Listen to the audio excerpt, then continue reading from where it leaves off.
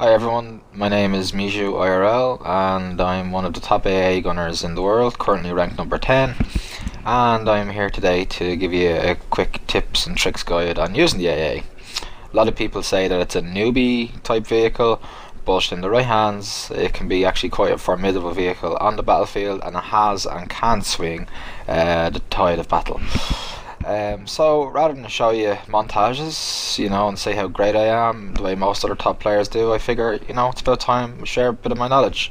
So hopefully I do that in this video, and please be nice to me because it is my first video, a how-to guide or anything really. So if you like it, please like and share and subscribe, and there's a few more top IRL players who will have it as well.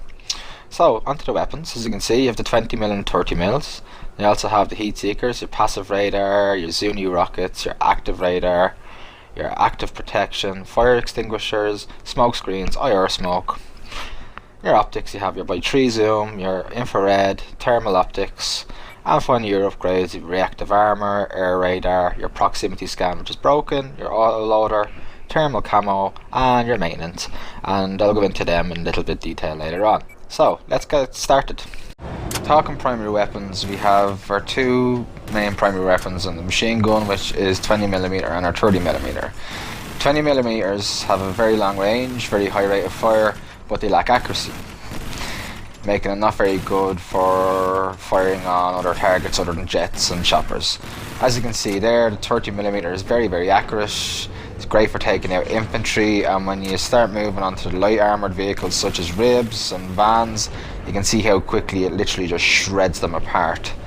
Now, the important thing when you're using the machine gun, the primary weapon, is to actually lead your fire. Now, it seems like a very simple thing, but the best way of doing it is to do a little burst fire, and then just make sure you see your hit markers, and then open up your full barrage like that. Makes it very accurate, very effective, and literally leaves no chance for aircraft. One full burst will literally take out a jet that fast. That's the power of the 30mm.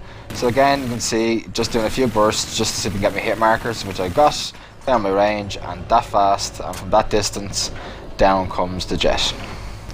Now that brings us on to tactics. The clue is in the name of the vehicle. It's an anti-air vehicle, so that means its primary and pretty much only role in the games is to take care of air.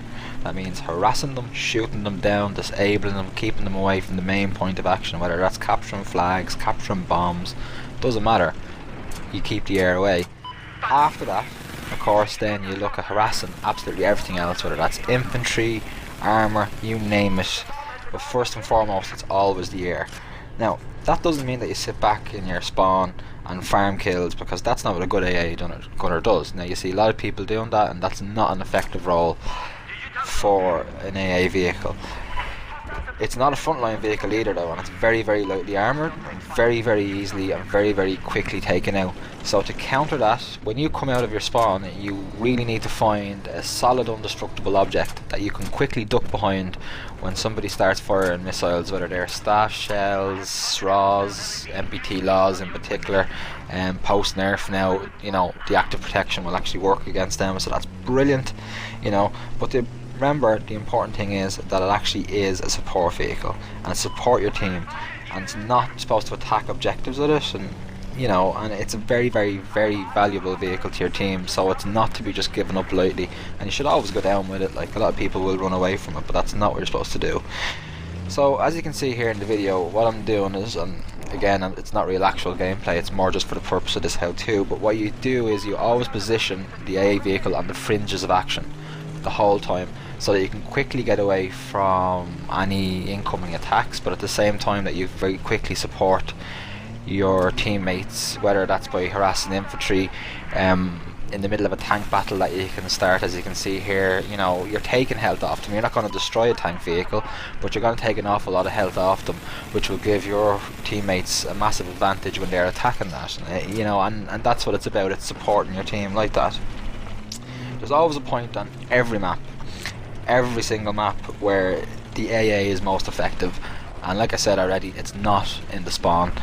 The trick, of course, is actually holding that position, and as you can see here on Gulmid Railway, this is pretty much the main position that you want the AA. It's a very central position, but it's also away from the fringes. The important thing here, as you can see, is I actually have a very clear line of sight around my whole 360 view, and I have plenty of cover either side that I can duck behind for RPGs coming in. Now the clear view is very, very important, because you get those pesky snipers, you get engineers firing rockets at you, that you can clearly see them and take them out, and yeah, they'll do you a little bit of damage, but as you can see here, before he gets even close, he's down, he's done, dusted. So that's what you do, and that's how you position your A. You always have to find it, and the key is to actually find those points. You know, I can go into that, but we'll be here all day going through all the different maps, and that's not what I'm here for. So always put your AA on a slightly elevated position, as you can see here as well. Now the importance of doing that as well is so you can actually fire it downwards, because you will get, again, C4s, whether it's support or recon, coming in and attacking you, so you need to be able to shoot them away quickly and effectively, and that's about. You also make sure that you have an angle, because angling your armor is actually very important to deflect incoming hits. As you can see here, it's always at an angle. So what a lot of people don't realise is when you actually angle your armour, it decreases the damage that you actually take from an incoming RPG. Now, it only decreases the damage by approximately 5 hit mark points, which doesn't seem like a lot. However, when you consider that at 14 health your vehicle will auto repair, at 13 health it won't repair, and it will eventually blow itself up. That is actually an important thing to remember. I play as recon an awful lot, even when I'm in the AA, so I don't have the luxury of repairing my vehicle, so for me that actually is a very, very important thing. So I touched on aiming earlier on, and just going to touch on it again, and just to touch on the main points with aiming. You know, it's straightforward, you point and shoot, or so it seems, you know, and in this case here you can see, yeah, I'm pointing and shooting, it's not a moving vehicle, it's easy enough, and that's fine. However, you always have to lead your shots, and that's important to lead it, and it's always best off to fire very, very few sharp bursts until you see the hit markers and find your range, and then you open up with a full burst to destroy your target. The turret does turn slow enough, and jets can outpace the turret turn, so you know, the best thing to do, I find, when that happens and when there's an incoming jet and it's swooping, you know, is you slam the vehicle into reverse and you give yourself more of a firing arc so that you can actually turn with the jet, and it actually drastically increases the speed at which the turret turns. Now, it does take practice to be able to turn the turret, the body, aim and hit your target at the same time, but once it's mastered, it makes it very, very difficult for jets to fly anywhere near you or even try and attack you, you know. So that's pretty much it.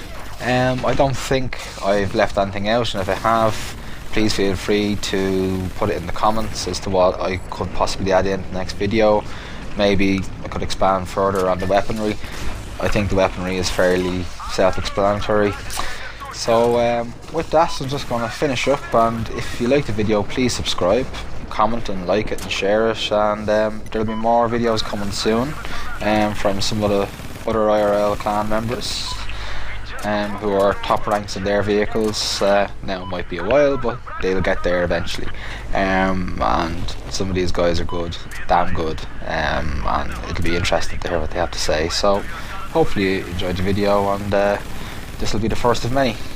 Thanks very much.